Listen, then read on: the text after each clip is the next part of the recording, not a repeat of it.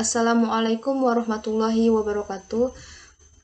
Perkenalkan, nama saya Dwi Amelia, NIM 1920505008, kelas PMIA, Program Studi Pengembangan Masyarakat Islam, Fakultas Dakwah dan Komunikasi, mata kuliah Psikologi Terapan.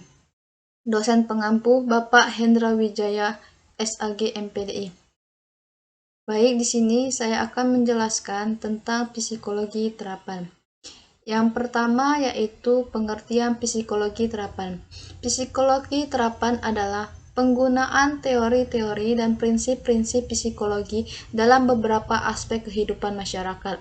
Pada kehidupan masyarakat akan banyak ditemui masalah-masalah yang perlu penanganan dari seorang psikologi. Tujuan psikologi terapan sendiri adalah seorang psikologi fokus dalam mempelajari salah satu bidang yang kemudian disebut sebagai psikologi terapan. Secara umum, psikologi sangat luas mencakup beberapa bidang, sehingga agar lebih mudah dalam menangani masalah dan dipisahkan beberapa bidang tersebut.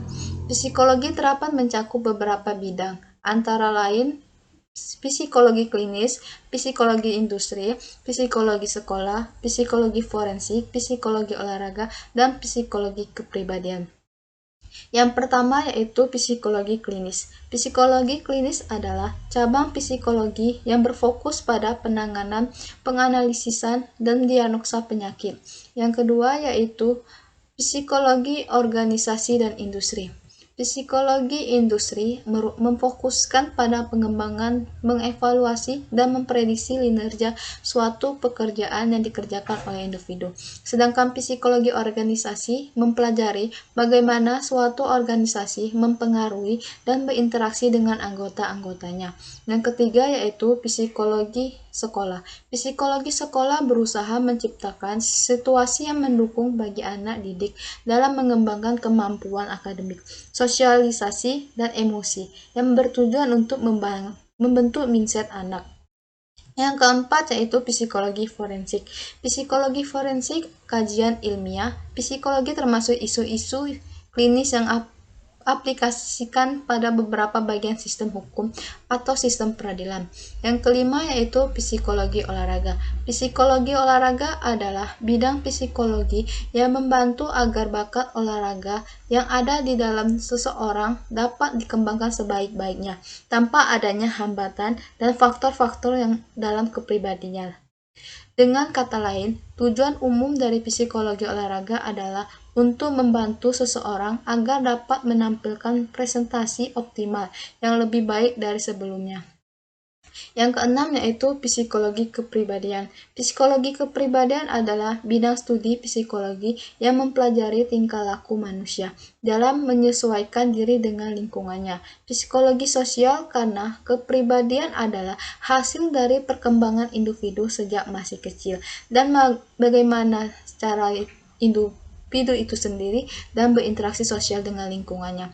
Yang ketujuh yaitu psikologi kognitif adalah bidang studi psikologi yang mempelajari kemampuan kognisi seperti persepsi, proses belajar, kemampuan memori, atensi, kemampuan bahasa, dan emosi.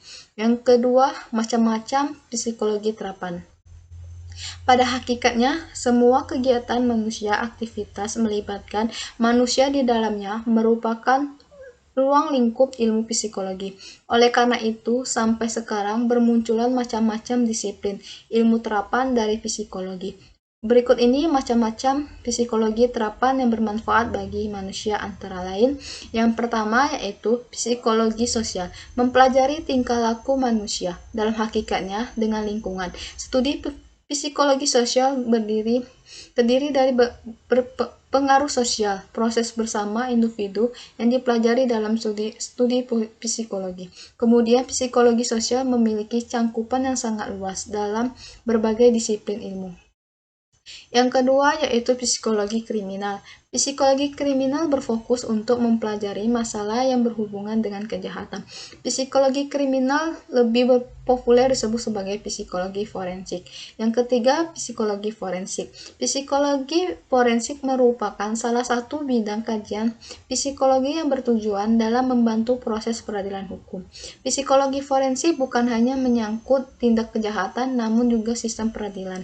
Psikologi forensik bertugas melalui mengumpulkan data dan mengelola data sesuai dengan pengetahuan psikologi untuk kepentingan peradilan.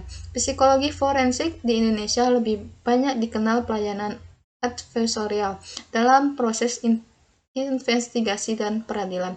Pada hakikatnya, psikologi forensik memiliki banyak peran melalui konsultan, mediator, dan lainnya. Yang keempat yaitu psikologi spiritual. Adalah disiplin ilmu yang memasukkan aspek spiritual dalam menjelaskan dinamika perilaku manusia. Peran psikologi spiritual akan meliputi pengembangan teori perilaku manusia yang mengintegrasikan aspek spiritual sehingga mampu membentuk perilaku manusia secara utuh dengan perspektif yang menyeluruh.